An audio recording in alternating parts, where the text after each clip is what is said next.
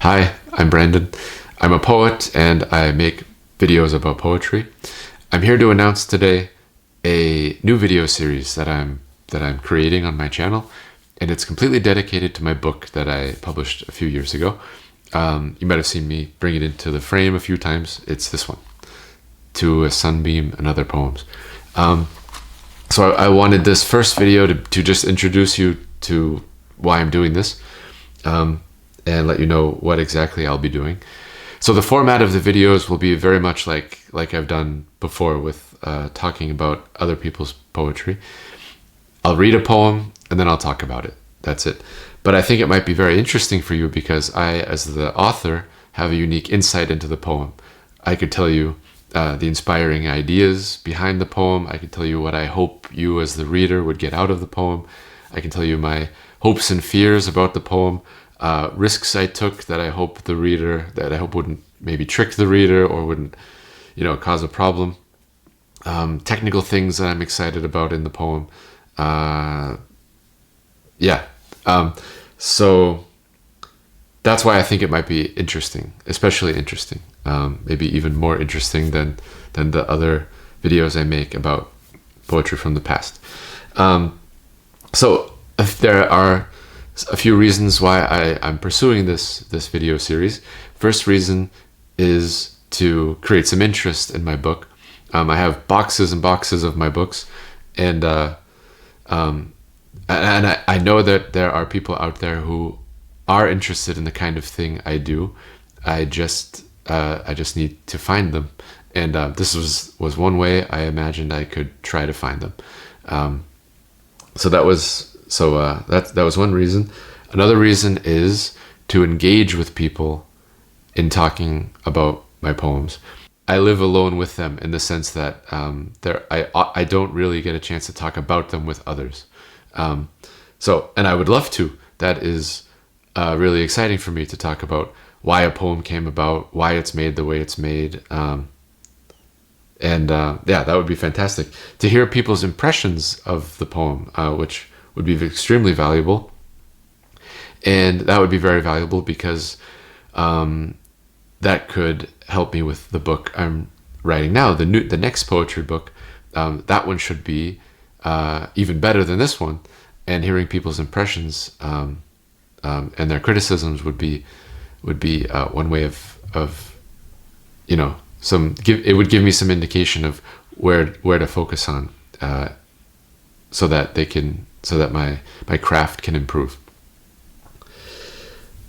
All right, so let me spend some time showing you the book a bit. I went with a glossy finish for the cover. I had the choice of untreated cardstock, glossy, or matte, a matte finish. And the printer told me that glossy keeps better over time. It's not so susceptible to scratches as matte is, and it's easier to clean. And besides, it's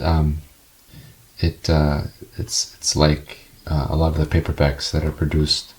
The printing for the cover was offset printing. It was a little more expensive. I'm not sure exactly how it works, but I guess there's a machine with ink on it that presses the ink onto the paper, and that's supposed to be, or the color's supposed to be more crisp and more vibrant, as opposed to laser printing, which is what the text has been printed with. That was more cost effective for the amount of books that I had produced, to have the text inside laser printed. My sister-in-law happens to be a graphic designer, and she helped me, or she made the cover for me. I love the font, the interesting aspects of the text here, like this S and the T, how they're different. Like this S is different from this S. Plus this glyph is both the H and the E.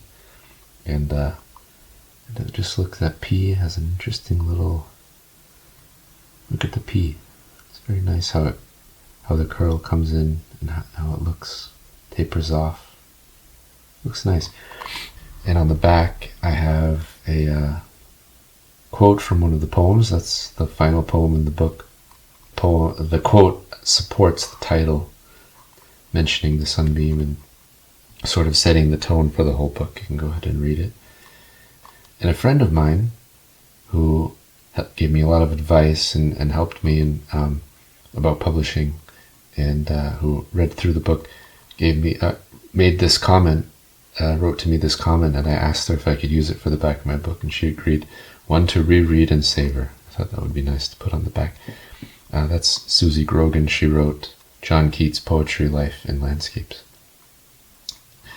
I knew from the beginning that I would have a hard time deciding on a picture or a painting or something for the cover, and that's why right away I thought maybe text would be best.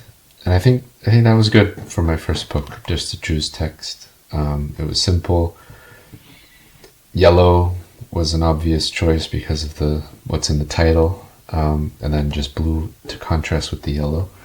And yeah, I'm very happy with how that turned out.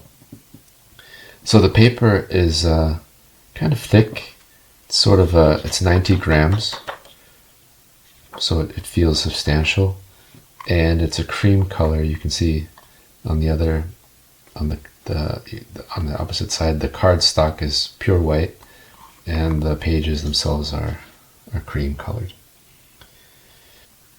The table of contents. Let's see. Here at the table of contents, I just want to show you what font I chose. I got a license for Baskerville, or a variety of Baskerville. I liked how Baskerville looked. So these are all the poems that I will be making a video for. Each poem will have its own video.